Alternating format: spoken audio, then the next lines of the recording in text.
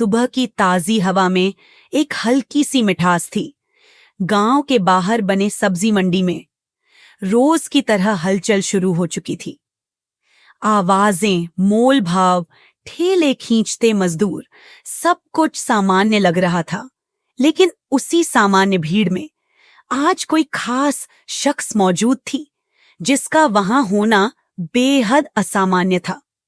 उसने साधारण कपड़े पहने हुए थे, बिना किसी सरकारी गाड़ी या सुरक्षा गार्ड के। एक आम महिला की तरह, उम्र करीब 35 साल, चेहरा शांत और आत्मविश्वास से भरा हुआ। लोग उसे देखकर बस इतना ही समझ पाए कि यह कोई बाहर की औरत है, लेकिन कोई नहीं जानता था कि वह इस जिले की डीएम आर्या राठौर है। डीएम आर्या राठौर सीधे एक ठेले के पास रुकती है, जहां एक करीब 32 साल की महिला सब्जी बेच रही थी। महिला की मांग में सिंदूर, माथे पर हल्का पसीना और आवाज में मेहनत की थकावट थी। आर्या ने मुस्कुराकर पूछा, बहन, टमाटर क्या भाव दिए हैं? महिला ने नजर उठाई और बोली, आज टमाटर 20 रुपए किलो है बहन, आपको कितना चाहिए? तभी एक नन्हा बच्चा जो स्कूल यूनिफॉर्म में था दौड़ता हुआ आता है और उस ठेले वाली औरत से कहता है, मम्मा, मुझे स्कूल छोड़ दो ना, देर हो रही है। अगर लेट हो गया तो टीचर मुझे डांटेंगे। महिला ने सब्जी का तराजू किनारे रखा और बच्चे से प्यार से बोली, बेटा, थोड़ी देर ठहर जा, पहले इस दीदी को सब्जी दे दूं, फिर चलते हैं। बच्चा जिद करता रहा, नहीं मम्मा, अभी चलो ना, प्लीज। डीएम आर्या राठौर ये सब देख रही थी। ये सब देखकर उनका दिल पिघल गया। वो बोली, बहन, आप एक काम करिए, आप अपने बच्चे को स्कूल छोड़ आइए, तब तक मैं आपके ठेले पर खड़ी हो जाती हूं। ठेले वाली महिला ने संकोच करते हुए कहा, अरे नहीं बहन, आप क्यों तकलीफ लेंगी? लेकिन आर्या के भरोसे से भरे शब्दों ने उसे मना लिया। वो बोली, ठीक है बहन, मैं इसे स्कूल छोड़कर जल्दी वापस आती हूं। और वह बच्चे को लेकर चली गई। जिला कलेक्टर आर्या राठौर ठेले पर खड़ी हो जाती है और अपने चारों तरफ के माहौल को गौर से देखने लगती है। कुछ देर बाद एक बाइक सब्जी मंडी में आती है। बाइक पर बैठा व्यक्ति इंस्पेक्टर रंजीत यादव था। उम्र लगभग 40 साल। अपनी वर्दी के घमंड से भरा हुआ इंस्पेक्टर रंजीत यादव सीधा डीएम आर्या के ठेले के पास रुकता है और तेज आवाज में बोलता है, तू कब से यहां सब्जियां बेचने लगी? यहां तो एक दूसरी औरत सब्जी बेचा करती थी, वो कहां गई? आर्या इंस्पेक्टर से बोलती है, वो अपने बच्चे को स्कूल छोड़ने गई है। और तभी वह सब्जी बेचने वाली औरत वापस लौट आती है। इंस्पेक्टर को देखकर उसके चेहरे पर घबराहट छा गई। वो सिर झुकाकर बोली, आज क्या चाहिए आईडी आपको इंस्पेक्टर साहब? जो भी मन हो ले लीजिए। इंस्पेक्टर ने हुक्म देते हुए कहा, 1 किलो टमाटर दे, 2 किलो भिंडी और 1 किलो गोभी भी देना। औरत ने बिना कोई सवाल किए जल्दी जल्दी सब्जियां तोल दी। इंस्पेक्टर बिना एक भी पैसा दिए अपनी मोटरसाइकिल पर बैठा और वहां से चलता बना। यह सब देखकर आर्या राठौर हैरान रह गई। फिर उसने सब्जी वाली से पूछा, बहन, उस इंस्पेक्टर ने सब्जियों के पैसे क्यों नहीं दिए और आपने उससे कुछ कहा क्यों नहीं? औरत की आंखों में गहरी मजबूरी साफ झलक रही थी। उसने दर्द भरी आवाज में कहा, बहन, क्या कहूं? यह इंस्पेक्टर रोज ऐसे ही फ्री में सब्जियां ले जाता है। जब मना करती हूं तो मुझे डराता है, धमकाता है, कहता है, मुझसे पैसे मांगेगी तू? तेरी इतनी हिम्मत? अभी तेरे ठेले को उठवा दूंगा और किसी नाले में फेंकवा दूंगा, फिर देखूंगा तुझे कैसे ठेला लगाएगी तू। बहन, मुझे सच में डर लगता है। अगर ठेला चला गया तो घर कैसे चलेगा? मेरे बच्चे क्या खाएंगे और स्कूल कैसे जाएंगे? इसलिए चुपचाप फ्री में उसे सब्जियां दे देती हूं। यह सुनकर आर्या राठौर के चेहरे का रंग बदल गया। वह भीतर तक हिल गई थी। उन्हें यकीन नहीं हो रहा था कि जो लोग कानून के रक्षक हैं, वही अब कानून के भक्षक बन चुके हैं। कानून की रक्षा करने वाले ही उसका मजाक उड़ा रहे हैं। आर्या ने गंभीर स्वर में कहा, बहन, अब ऐसा नहीं होगा। अब मैं आपके साथ हूं। आपको इंसाफ दिलाना मेरा फर्ज है। एक काम कीजिए, मेरा नंबर ले लीजिए। कल जब आप सब्जी का ठेला लगाएंगी, आप मुझे कॉल करना। मैं आ जाऊंगी। और कल आप नहीं, बल्कि मैं ठेले पर रहूंगी। मैं खुद देखूंगी कि वह इंस्पेक्टर पैसे देता है या नहीं, और अगर नहीं देता तो मैं उसके खिलाफ कानूनी कार्यवाही करूंगी। उसे कानून की असली ताकत दिखाकर रहूंगी। सब्जी वाली औरत की आंखों में थोड़ी उम्मीद जगी। अगली सुबह जिला कलेक्टर आर्या राठौर ने गांव की एक साधारण औरत का रूप धारण किया और वह सब्जी वाली औरत के ठेले पर आकर खड़ी हो गई। ठेले पर ढेर सारी सब्जियां तरीके से सजाई गई थीं। आलू, टमाटर, मिर्च, भिंडी, गोभी, गाजर, सब कुछ। आर्या ने चारों ओर देखा। माहौल सामान्य लग रहा था। कुछ ही देर बीती थी कि वही इंस्पेक्टर रंजीत यादव अपनी मोटरसाइकिल पर वहां आ जाता है। उसने बाइक सीधे ठेले के पास रोक दी और घूरते हुए बोला, क्या बात है, आज फिर तुम यहीं? वैसे तुम उस औरत की क्या लगती हो? कल भी तुम यहीं खड़ी थी और आज भी। आर्या ने धीरे से कहा, मैं उसकी बहन हूं। आज उसे घर पर कुछ जरूरी काम था, इसलिए मैंने कहा कि ठेले पर मैं बैठ जाऊंगी। इंस्पेक्टर ने एक गंदी मुस्कान के साथ कहा, ओह, तो तू उसकी बहन है, मगर तू तो उससे भी ज्यादा खूबसूरत है। तू बहुत प्यारी लग रही है आज।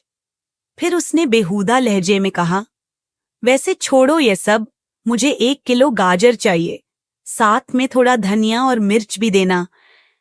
आर्या ने कुछ नहीं कहा, चुपचाप सब्जियां तौलकर उसके हाथ में दे दी। जैसे ही इंस्पेक्टर सब्जियां लेकर जाने को हुआ, आर्या ने तेज और सख्त आवाज में कहा, रुकिए इंस्पेक्टर साहब, आपने अभी तक सब्जियों के पैसे नहीं दिए। सब्जियों के पैसे दीजिए। ऐसे नहीं चलेगा। इंस्पेक्टर झुंझला गया, गुस्से से पलटा और बोला, कौन से पैसे? मैं तो रोज फ्री में लेता हूं। अपनी बहन से पूछ लेना, वो तो कुछ नहीं कहती। और तुम ज्यादा जुबान मत चलाओ मेरे सामने। वो फिर जाने को मुड़ा, लेकिन आर्या की आवाज अब और तेज हो चुकी थी। आप मेरी बहन से चाहे जैसे लेते हो, लेकिन मुझसे नहीं। सब्जियों के पैसे देने होंगे। हमें भी पैसे खर्च करके ही यह सब्जियां लानी पड़ती हैं, और अगर हम एक दिन भी सब्जी न बेचें तो हमारे घर का चूल्हा नहीं जलता। आप जैसे लोग फ्री में सब्जी लेकर हमारे पेट पर लात मारते हैं। इंस्पेक्टर साहब, इतना सुनते ही इंस्पेक्टर रंजीत यादव के गुस्से का पारा चढ़ गया। उसकी आंखें गुस्से से लाल हो गईं। बिना कुछ सोचे समझे उसने गुस्से में आकर एक जोरदार थप्पड़ा आर्या राठौर के गाल पर जड़ दिया। थप्पड़ इतना तेज था कि आर्या एक कदम पीछे लड़खड़ा गई। आंखों में आंसू भर आए, लेकिन उसने खुद को संभाल लिया। उसके चेहरे पर दर्द था, पर उससे कहीं ज्यादा आत्मसम्मान की चोट थी। अब चुप रहने का समय नहीं था। कांपती लेकिन दृढ़ आवाज में आर्या बोली, आपने एक महिला पर हाथ उठाकर बहुत बड़ी गलती की है। इसका अंजाम भुगतना पड़ेगा आपको। अब इंस्पेक्टर का गुस्सा और बढ़ गया। उसने चिल्लाकर कहा, तू मुझे सिखाएगी? तेरी इतनी औकात? गुस्से में बेकाबू होकर उसने आर्या के बाल खींच लिए। आर्या दर्द से कराह उठी, लेकिन उसने किसी तरह अपने बाल छुड़ाए। उसकी सांसें तेज हो गई थीं, लेकिन हिम्मत नहीं टूटी। कड़क आवाज में वो बोली, यह सब बहुत गलत हो रहा है। मैं तुम्हारे खिलाफ रिपोर्ट करवाऊंगी। तुम्हें सब्जियों के पैसे देने ही होंगे। पर इंस्पेक्टर तो अपनी वर्दी और रुतबे के नशे में चूर था। हंसता हुआ बोला, रिपोर्ट? तेरी इतनी औकात है? तू एक मामूली सब्जी बेचने वाली और मैं थाने का इंस्पेक्टर। मैं तुझे यहीं खड़े खड़े खरीद सकता हूं। ज्यादा जुबान चलाई तो उल्टा तुझे ही जेल में डाल दूंगा। इतना कहकर इंस्पेक्टर ने मोटरसाइकिल स्टार्ट की और वहां से चला गया।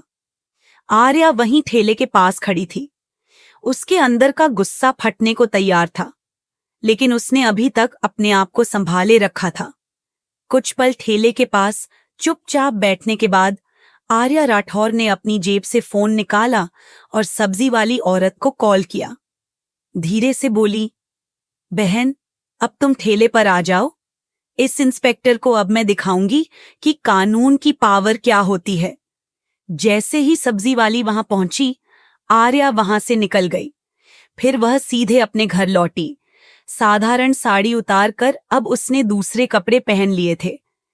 चेहरे से थकान तो झलक रही थी, लेकिन आंखों में इंसाफ की आग जल रही थी। दोस्तों, इस कहानी को आधे में छोड़कर मत जाइएगा, क्योंकि अब आगे इस कहानी का क्लाइमेक्स आने वाला है जो बहुत ही रोचक है। इसलिए कहानी में लास्ट तक जरूर बने रहिएगा। अब आर्या राठौर किसी डीएम की तरह नहीं, बल्कि एक आम महिला की तरह थाने पहुंची, जिसकी पहचान किसी को नहीं थी। थाने के अंदर कदम रखते ही उसने देखा, इंस्पेक्टर रंजीत यादव वहां नहीं था। सिर्फ एक हवलदार डेस्क पर बैठा चाय पी रहा था। आर्या उसके पास पहुंची और सीधी बात कही, मुझे रिपोर्ट दर्ज करानी है। इंस्पेक्टर रंजीत यादव कहाँ है और एसएचओ साहब से मिलना है। हवलदार ने जवाब दिया, इंस्पेक्टर साहब कुछ काम से घर गए हैं और एसएचओ साहब फील्ड विजिट पर निकले हैं। आप चाहे तो कुछ देर बैठ जाइए, वह थोड़ी देर में आने वाले होंगे। आर्या चुपचाप एक कोने में पड़ी बेंच पर बैठ गई। वो अब भी अपनी असली पहचान छुपाई हुई थी। भीतर आग धधक रही थी, लेकिन चेहरा शांत था। कुछ ही देर में थाने के अंदर एसएचओ अरविंद पाठक आ जाता है। जैसे ही उसकी नजर सामने बेंच पर बैठी महिला पर पड़ी, उसने महिला को बुलाया। उसने सवालिया लहजे में कहा, तुम कौन हो और यहां क्यों आई हो? आर्या ने उसी शांत स्वर में जवाब दिया, साहब मुझे रिपोर्ट दर्ज करवानी है। अरविंद पाठक ने कहा, अच्छा, मेरे केबिन में चलो। केबिन में पहुंचने के बाद अरविंद पाठक ने कहा, तो आपको रिपोर्ट लिखवानी है, लेकिन रिपोर्ट लिखवाने से पहले आपको खर्चा पानी देना होगा। यहां रिपोर्ट दर्ज कराने के 5,000 रुपए लगते हैं। लाए हो तो निकालो फटाफट, फिर लिखवाते हैं तुम्हारी शिकायत। आर्या का चेहरा सख्त हो गया। गंभीर स्वर में बोली, किस बात का पैसा? रिपोर्ट लिखवाने के लिए तो कोई पैसा नहीं लगता।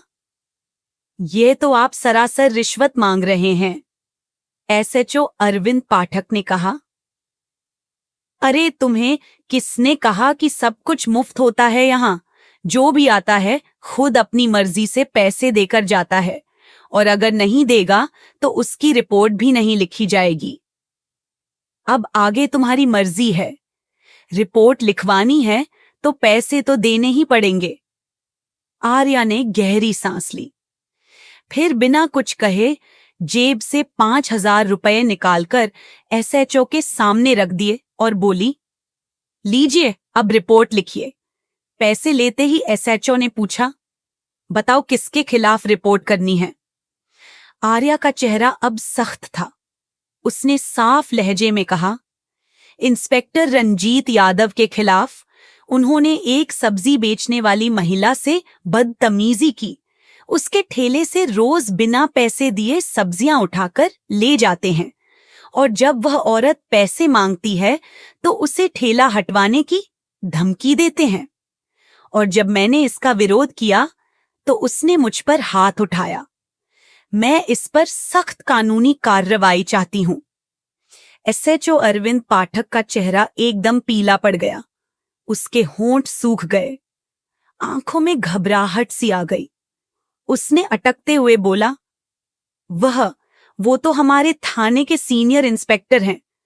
और वैसे भी अगर कोई फ्री में सामान दे दे तो उसमें गलत क्या है? हम पुलिस वाले हैं, थोड़ा बहुत तो चलता है। आर्या अब सब समझ चुकी थी। यह सिस्टम भीतर से ही सड़ चुका है। यह वर्दी अब सुरक्षा की नहीं, बल्कि गरीब मजबूर लोगों को परेशान करने का औजार बन चुकी थी। उसने कुछ नहीं कहा, बस चुपचाप थाने से बाहर निकल गई। लेकिन उसकी आंखों में अब एक अलग चमक थी, जैसे कोई तूफान आने वाला है। अगले दिन सुबह डीएम आर्या राठौर अपने असली रूप में आ चुकी थी। एक हल्के गुलाबी रंग की साड़ी पहने गवर्नमेंट व्हीकल से सीधे उसी थाने में जाने के लिए निकल पड़ी। उनके साथ उनका सरकारी काफिला और उनके सुरक्षाकर्मी भी थे। जैसे ही DM Arya Rathore police station पहुंची, अंदर खलबली मच गई। जो स्टाफ उन्हें कल तक एक आम औरत समझ रहा था, आज उन्हें देख पहचान ही नहीं पाया। थाने के मुख्य हॉल में प्रवेश करते ही आर्या की पैनी नजरें सीधे इंस्पेक्टर रंजीत यादव और एसएचओ अरविंद पाठक पर पड़ी। दोनों वहीं खड़े थे जो कल तक वर्दी के नशे में चूर थे, लेकिन आज उनके चेहरे पर हवाइयां उड़ने लगी थीं। रंजीत घबराकर बोला, मैडम, आप कौन हैं? एसएचओ अरविंद पाठक ने भी कहा, आप तो कल भी आई थीं ना रिपोर्ट लिखवाने। आर्या की आंखों में अब अधिकारी की गरिमा और संकल्प की चमक थी। उन्होंने ठहरे हुए स्वर में कहा, मैं हूं इस जिले की डीएम आर्या राठौर, और अब मुझे सब कुछ पता चल चुका है। किस तरह तुम दोनों मिलकर गरीबों को डराते हो, रिश्वत मांगते हो और अपनी वर्दी की आड़ में अत्याचार करते हो। दोनों अधिकारियों के चेहरे से रंग उड़ गया। घबराकर अरविंद पाठक बोला, मैडम, अगर आप सच में डीएम हैं तो कृपया हमें अपना सरकारी आईडी दिखाइए। आर्या ने शांति से अपने बैग से सरकारी आईडी निकाला और दोनों के सामने रख दिया। आईडी देखकर दोनों के हाथ कांपने लगे। अरविंद ने तुरंत हाथ जोड़ लिए। माफ कीजिए मैडम, हमसे बहुत बड़ी गलती हो गई। हमें नहीं पता था कि आप डीएम हैं। इंस्पेक्टर रंजीत यादव भी शर्म से सिर झुकाए खड़ा था। मैडम जी, हमें माफ कर दीजिए, हमसे बहुत बड़ी गलती हो गई। आगे से ऐसा कभी नहीं होगा। लेकिन आर्या अब पूरी सख्ती में थी। उन्होंने ठोस स्वर में कहा, गलती नहीं, यह अपराध है और अब तुम दोनों को इसकी सजा जरूर मिलेगी। आज से, अभी से तुम दोनों को सस्पेंड किया जाता है और एक विभागीय जांच का आदेश भी दिया जा रहा है। इस थाने में अब ना ही गरीबों का शोषण होगा और ना ही वर्दी की आड़ में कोई अत्याचार। उन्होंने वहां खड़े उच्च अधिकारियों को आदेश दिया, इन दोनों को तुरंत प्रभाव से निलंबित कर दिया जाए और इसकी रिपोर्ट मुझे आज शाम तक चाहिए। थाना अब सन्नाटे में डूब गया। आज वहां पहली बार इंसाफ की गूंज सुनाई दी थी। डीएम आर्या राठौर ने एक लंबी सांस ली। उनका चेहरा अब कठोर था, लेकिन आंखों में हल्का सा दर्द और जिम्मेदारी की झलक थी। उन्होंने दोनों अधिकारियों की ओर देखा और गंभीर स्वर में बोली, तुम दोनों माफी के लायक नहीं हो। तुम दोनों ने जो किया वो सिर्फ एक जिम्मेदार अधिकारी नहीं, बल्कि एक अपराधी करता है। अगर मैं आज तुम्हें माफ कर दूंगी तो शायद कल तुम फिर किसी गरीब की आवाज दबाओगे, फिर किसी मजबूर आदमी पर जुल्म करोगे। इतना कहकर डीएम आर्या राठौर वहां से जाने लगी। तभी पीछे से दोनों अधिकारी, इंस्पेक्टर रंजीत यादव और एसएचओ अरविंद पाठक, जमीन पर घुटनों के बल गिर गए। उनके चेहरे पर शर्म, पछतावा और भय का मेल साफ झलक रहा था। मैडम, आप बिल्कुल सही कह रही हैं। अरविंद पाठक की आवाज कांप रही थी। हम सच में माफी के लायक नहीं हैं, लेकिन बस एक मौका दीजिए। हम सब कुछ बदल देंगे। गरीबों को इज्जत देंगे, रिश्वत नहीं लेंगे और कानून का सच में पालन करेंगे। रंजीत यादव भी सिर झुकाकर बोला, हमें माफ कर दीजिए मैडम, अगर हमसे आगे गलती हुई तो आप हमें सस्पेंड मत कीजिएगा, बल्कि हमें सीधे जेल भेज दीजिएगा। आर्या कुछ पल चुप रहीं। उनकी आंखें इन दो अफसरों के चेहरे पर टिकी थीं। कहीं ना कहीं डीएम आर्या को उनके चेहरे पर पछतावे की झलक दिखाई दी। उन्होंने गहरी सांस लेते हुए कहा, ठीक है, मैं तुम्हें एक आखिरी मौका देती हूं, लेकिन याद रखना, यह मेरी तरफ से पहली और आखिरी चेतावनी है। अगर एक बार भी किसी गरीब की आवाज मुंह तक पहुंची, अगर फिर किसी ने कहा कि इस थाने में अन्याय हुआ है, तो अगली बार माफी नहीं मिलेगी, सीधे जेल होगी। दोनों अफसर सिर झुकाए खड़े रहे। उनके चेहरे पर आत्मग्लानि थी और शायद भीतर से कुछ बदल चुका था। जाते जाते आर्या ने पूरे थाने पर एक नजर डाली। वहां मौजूद हर पुलिसकर्मी उनकी बात सुन रहा था। फिर उन्होंने दृढ़ स्वर में कहा, पुलिस की वर्दी लोगों को डराने के लिए नहीं, बल्कि उनकी सुरक्षा के लिए होती है, उन्हें भरोसा देने के लिए होती है। जब तक वर्दी पहनने वाले खुद इज्जत देना नहीं सीखेंगे, तब तक यह वर्दी भी इज्जत के काबिल नहीं मानी जाएगी। इसके बाद डीएम आर्या राठौर थाने से बाहर निकल गईं। पीछे सिर्फ सन्नाटा रह गया, लेकिन वह खामोशी किसी डर की नहीं, आत्मविश्लेषण की थी। उस दिन के बाद थाना जैसे सच में बदल गया। अब कोई रिश्वत नहीं मांगता था। हर फरियादी को बराबरी से सुना जाता था। गरीबों की एफआईआर बिना पैसे के दर्ज होती थी। बाजार, गलियों और चौराहों पर अब पुलिस लोगों की मदद करती दिखती थी। लोगों में डर नहीं फैलाती थी। वही सब्जी वाली औरत जो कभी सहमी हुई रहती थी, अब अपने ठेले पर मुस्कुराकर खड़ी होती थी, क्योंकि उसे अब किसी से डरने की जरूरत नहीं थी। इस कहानी से हमें यह सीख मिलती है कि पद और रुतबा सिर्फ दिखावे की चीज नहीं, बल्कि एक बड़ी जिम्मेदारी होती है।